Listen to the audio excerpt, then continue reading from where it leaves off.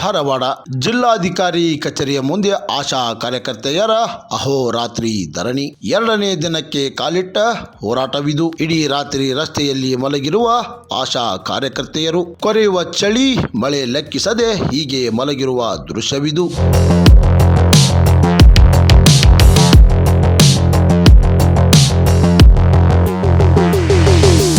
ಇಡೀ ರಾತ್ರಿ ಸೊಳ್ಳೆಗಳ ಕಾಟ, ತಂಪಾದ ವಾತಾವರಣ ಒಂದು ಕಡೆಯಾದ್ರೆ ಆರೋಗ್ಯದ ಸ್ಥಿತಿ ಹೇಗಿರಬೇಕು ನೀವೇ ಹೇಳಿ.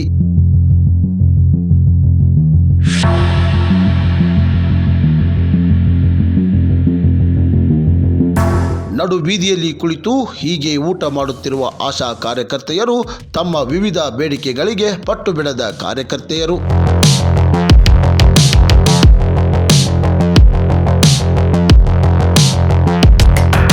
ಸರ್ಕಾರ ಈಗಲಾದರೂ ಎಚ್ಚೆತ್ತುಕೊಳ್ಳುತ್ತಾ ಅನ್ನೋದೇ ಪ್ರಶ್ನೆಯಾಗಿದೆ. ಆಶಾಗಳಿಗೆ ಕನಿಷ್ಠ ವೇತನ ಸರ್ಕಾರ ನೀಡುತ್ತಿಲ್ಲ.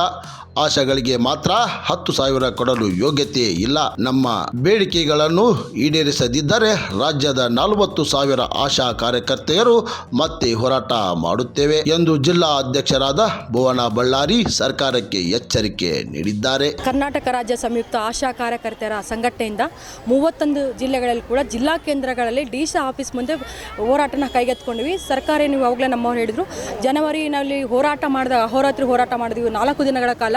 ಸರ್ಕಾರನೇ ಮುಖ್ಯಮಂತ್ರಿ ಹೇಳಿದ್ದು ನಮಗೆ 10,000 ನಾವು ಗ್ಯಾರಂಟಿ ಕೊಡ್ತೀವಿ ಅಂತ ಹೇಳಿದರು. ಆದರೆ ಇದುವರೆಗೂ ಆಲ್ಮೋಸ್ಟ್ 8 ತಿಂಗಳಾಗ್ತಾ ಬಂತು, ಆದೇಶ ಮಾಡಿಲ್ಲ. ಕೂಡಲೇ ಆದೇಶ ಮಾಡಬೇಕಂತ ಕೇಳಕತ್ತೀವಿ. ಜೊತೆಗೆ ಸರ್ಕಾರ ಹೇಳಿದಂದರೆ ಸ್ಕೀಮ್ ವರ್ಕರ್ಸ್ ಏನಿದ್ದಾರೆ ಆಶಾ ಅಂಗನವಾಡಿ ಬಿಸಿ ಊಟ ನಾವು ಬಡ್ಜೆಟ್ ಟೈಮಲ್ಲಿ 1,000 ಹೆಚ್ಚಿಗೆ ಮಾಡ್ತೀವಿ, ಅವ್ರಿಗೇನು ಮಾಡ್ತೀವಿ ನಿಮಗೂ ಮಾಡ್ತೀವಿ ಅಂತ ಹೇಳಿದರು. ಆದರೆ ಇವಾಗ ನೋಡಿದ್ರೆ ಅಂಗನವಾಡಿಯವ್ರಿಗೆ ಮಾಡಿದರೆ ಬಿಸಿ ಊಟದವ್ರು ಮಾಡಿದರೆ ಆಶಾ ಕಾರ್ಯಕರ್ತರು ಯಾವುದೇ ಕೂಡ ಮಾಡಿಲ್ಲ. ಬದಲಾಗಿ ಟೀಮ್ ಬೇಸ್ಡ್ ಇನ್ಸೆಂಟಿವ್ ಏನು 15,000 ಜನಗಳು ಬರ್ತಾ ಇದ್ದಿಲ್ಲ, ಅದನ್ನ ಮಾಡಿದ್ದಾರೆ. ನಾವೇನು ಕೇಳ್ತಿದ್ದೆ ಅವ್ರಿಗೆ ಹೆಂಗೆ ಸ್ಕೀಮ್ ವರ್ಕರ್ಸ್ ಮಾಡಿದ್ರೆ ಅದೇ ರೀತಿ ನಮಗೂ 1,000 ಮಾಡಬೇಕಂತ ನಾವು ಕೇಳಕತ್ತೀವಿ. ಜೊತೆಗೆ ಇವತ್ತು ಆರೋಗ್ಯ ಇಲಾಖೆಯಲ್ಲಿ ಸುಗಮವಾಗಿ ಕೆಲಸಗಳನ್ನ ಮಾಡ್ಕೊಂಡು ಹೋಗುವಂಥ ಸುಗಮಕಾರನ ಕೈ ಬಿಟ್ಟಿದ್ದಾರೆ. ಅವ್ರನ್ನ ಪುನಃ ನೇಮಕಾತಿ ಮಾಡ್ಕೋಬೇಕು, ಅವ್ರನ್ನೇ ನೇಮಕಾತಿ ಮಾಡ್ಕೋಬೇಕಂತ ಕೇಳಕತ್ತೀವಿ. ಇನ್ನೂ ಒಂದು ಕಡೆ ಇವತ್ತು 60 ವರ್ಷ ಆದವ್ರಿಗೆ ಯಾವುದೇ ಭದ್ರತೆ ಇಲ್ದೇ 60 ವರ್ಷ ಬೇಕಾದ್ರೆ ರಿಟೈರ್ಡ್ ಆದಮೇಲೆ ನಾವು ತೆಗಿಲಿ, ಆದರೆ ಯಾವುದೇ ರೀತಿ ಇಡುಗಂಟು ಕೊಡೋದನ್ನ ಅವ್ರನ್ನ ಏಕಾಏಕಿ ಕೈ ಬಿಟ್ಟಿದ್ದಾರೆ. ಈಗ ಅವ್ರಿಗೂ ಪಶ್ಚಿಮ ಬಂಗಾಳದಲ್ಲಿ ಹೆಂಗೆ ಇಡುಗಂಟು ಕೊಡುತ್ತಾರೆ ಅದೇ ರೀತಿ ನಮ್ಮ ರಾಜ್ಯದ 350 ನಿವೃತ್ತರಾದ ನಮ್ಮ ಆಶಾ ಕಾರ್ಯಕರ್ತರಿದ್ದಾರೆ, ಅವ್ರಿಗೆ ಇಡುಗಂಟು ಕೊಡಬೇಕಂತ ಕೇಳಕತ್ತೀವಿ.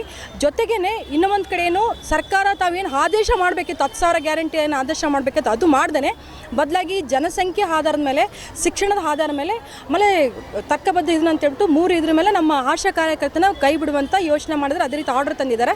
ಅದನ್ನ ವಿರೋಧಿಸಿ ಇಡೀ ರಾಜ್ಯವ್ಯಾಪಿ ಇದನ್ನು ವಾಪಸ್ ತಗೋಬೇಕು ಆರ್ಡರ್ಸ್ ಅಂತ ಕೇಳಕತ್ತೀವಿ.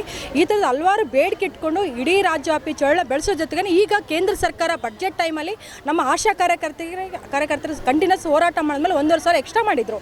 ಅದು ಕೂಡ ಇವಾಗ ರಾಜ್ಯ ಸರ್ಕಾರ ಆದೇಶ ಮಾಡ್ತಿಲ್ಲ. ಆ 1,500 ಕೂಡ ಆದೇಶ ಮಾಡಬೇಕು ಅಂತೇಳಿ ಈ ಥರ ನಾನಾ ಬೇಡಿಕೆ ಇಟ್ಕೊಂಡು ಇಡೀ ರಾಜ್ಯವ್ಯಾಪಿ ನಾವು ಅಹೋರಾತ್ರಿ ಧಾರಣೆನ 12, 13, 14 ಎಲ್ಲ ಕಡೆ ನಡೀತಾ ಸರ್. ಇವತ್ತು 2ನೇ ದಿನ ಎಲ್ಲ ಇಡೀ ಜಿಲ್ಲೆಯ ಎಲ್ಲ ಆಶಾ ಕಾರ್ಯಕರ್ತರು ಮೂಲೆಯಿಂದ ಬಂದು ಸರ್ಕಾರನ ಆಗ್ರಹಿಸಿದರೆ ಪ್ರಸ್ತುತ ಈ ಒಂದು ಬೇಡಿಕೆಗಳು ಈಡೇರಿಸ ಹೋದ್ರೆ ಮುಂದಿನ ಹಂತದಲ್ಲಿ ತುಂಬ ದೊಡ್ಡ ಮಟ್ಟದಲ್ಲಿ ಉಗ್ರ ಹೋರಾಟ ಕೈಗೆತ್ಕೊಳ್ತಾರೆ ಅಂತೇಳಿ ಈ ಮೂಲಕ ನಾವು ಸರ್ಕಾರ ಗಮನಕ್ಕೆ ತರಕ್ಕೆ ಇಷ್ಟಪಡ್ತೀವಿ. ಭುವನ ಬಳ್ಳಾರಿ ಜಿಲ್ಲಾಧ್ಯಕ್ಷೆ, ಕರ್ನಾಟಕ ರಾಜ್ಯ ಸಂಯುಕ್ತ ಆಶಾ ಕಾರ್ಯಕರ್ತರ ಸಂಘಟನೆ. ಕರ್ನಾಟಕ ರಾಜ್ಯ ಸಂಯುಕ್ತ ಆಶಾ ಕಾರ್ಯಕರ್ತರ ಸಂಘ AIUTUCಯಿಂದ ನಾವು ಒಂದು 3 ದಿನದ ಅಹೋರಾತ್ರಿ ಹೋರಾಟವನ್ನು ಈ ಧಾರವಾಡದಲ್ಲಿ ಎಲ್ಲ ಆಶಾ ಕಾರ್ಯಕರ್ತೆಯರು, ಧಾರವಾಡ ಜಿಲ್ಲೆಯಾದ್ಯಂತ ಎಷ್ಟು ಜನ ಆಶಾ ಕಾರ್ಯಕರ್ತೆಯಿದ್ದೀವಿ ಅವರೆಲ್ಲ ಸೇರಿ ಇಲ್ಲಿ ಅಹೋರಾತ್ರಿ ಹೋರಾಟವನ್ನು ಮಾಡ್ತಾಯಿದ್ದೀವಿ.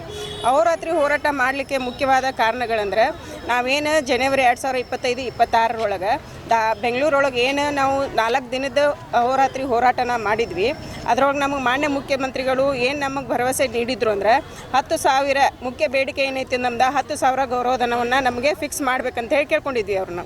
ಅದನ್ನು ನಾವು ಫಿಕ್ಸ್ ಮಾಡ್ತೀನಿ ಅಂತ ಹೇಳಿದರು. ಆಮೇಲೆ ರಾಜ್ಯ ಬಜೆಟ್ ಒಳಗಡೆ ಬಿಸಿ ಊಟದವ್ರಿಗಾಗ್ಬೋದು, ಅಂಗನವಾಡಿ ಕಾರ್ಯಕರ್ತೆಯರಿಗಾಗ್ಬೋದು, ಬಜೆಟಲ್ಲಿ ಏನು 1,000 ರೂಪಾಯಿ ಏರಿಸಿದಾರ, ಅದು ನಮ್ಗೆ ಏನು 42,000 ಆಶಾ ಕಾರ್ಯಕರ್ತೆಯರಿದ್ದೀವಿ, ಅದನ್ನು ಕೂಡ ನಮಗೆ 1,000 ರೂಪಾಯಿ ಹೆಚ್ಚಳ ಮಾಡಬೇಕಂತೇಳಿ ನಾವು ಕೇಳ್ಕೊತಾ ಇದ್ದೀವಿ. ಆಮೇಲೆ ಕೆಲವೊಂದು ಕಡೆ ಎಲ್ಲ ರ್ಯಾಂಕಿಂಗ್ ಅಂತ ಹೇಳಿ ಮೌಲ್ಯಮಾಪನ ಅಂತ ಹೇಳಿ ಕೆಲವೊಂದು ಆಶಾ ಕಾರ್ಯಕರ್ತರಂತ ತೆಗೆಯುವಂಥ ಹುನ್ನಾರನ ಈ ಸರ್ಕಾರ ನಡೆಸಿದೆ. ನಾವು ಅದಕ್ಕೆ ಒಟ್ಟೆ ಬೆಂಬಲ ಸೂಚಿಸ್ತಾ ಇಲ್ಲ, ನಾವು ಅದನ್ನು ಧಿಕ್ಕರಿಸ್ತಾ ಇದ್ದೀವಿ. ನಾವು ಯಾವ ಒಂದು ಆಶಾ ಕಾರ್ಯಕರ್ತೆಯನ್ನು ತೆಗೆದ್ರೂ ನಾವು ಸುಮ್ಮನೆ ಇರೋದಿಲ್ಲ ಅಂತೇಳಿ ಈ ಮೂಲಕ ನಾವು ಅವ್ರಿಗೆ ಹೇಳೋಕ್ಕೆ ಇಷ್ಟಪಡ್ತೀವಿ. ಆಮೇಲೆ ಈ ಕೆಲವೊಂದು ಆಶಾ ಕಾರ್ಯಕರ್ತೆಯರಿಗೆ ಜನಸಂಖ್ಯೆ ಆಮೇಲೆ ಶಿಕ್ಷಣದ ಆಧಾರ ಮೇಲೆ ತೆಗೆಯುವಂಥದ್ದನ್ನು ಮಾಡ್ತಾ ಇದ್ದಾರೆ. ನಾವು ಅದನ್ನು ಕೂಡ ನಾವು ವಿರೋಧನ ವ್ಯಕ್ತಪಡಿಸ್ತಾ ಇದ್ದೀವಿ ಈ ಮೂಲಕ. ಹೀಗಾಗಿ ನಾವು ನಮ್ಗೆ ಏನು ಭರವಸೆಗಳನ್ನು ಈಡೇರಿಸ್ತೀವಿ ಅಂತ ಹೇಳಿ ನಮಗೆ ಏನು ಭರವಸೆ ಕೊಟ್ಟಿದ್ದಾರಲ್ಲ ಮಾನ್ಯ ಮುಖ್ಯಮಂತ್ರಿಗಳು, ದಯವಿಟ್ಟು ಅವೆಲ್ಲ ಭರವಸೆಗಳನ್ನು ನಮಗೆ ಈಡೇರಿಸಬೇಕು. ಏನು 10,000 ಗೌರವಧನ ಮಾಡಬೇಕು, ಆಮೇಲೆ ಬಜೆಟ್ನಲ್ಲಿ ಹೇಳಿದಂತೆ 1,000ನ ಹೆಚ್ಚಿಸಬೇಕು, ಆಮೇಲೆ ನಮಗೆ ಕೆಲಸದ ಭದ್ರತೆಯನ್ನು ಕೊಡಬೇಕು ಅಂಥೇಳಿ ನಾ ಈ ಮೂಲಕ ಮಾಧ್ಯಮದ ಮೂಲಕ ನಾ ಎಲ್ಲ ಆಶಾ ಅಕ್ಕ ತಂಗಿಯರ ಮುಖಾಂತರ ತಮ್ಮಲ್ಲಿ ನಾನು ಕೋರ್ಕೊಳ್ತಾ ಇದ್ದೇನೆ. ಕ್ರಾಂತಿ ಸಮಾಚಾರ, ಧಾರವಾಡ.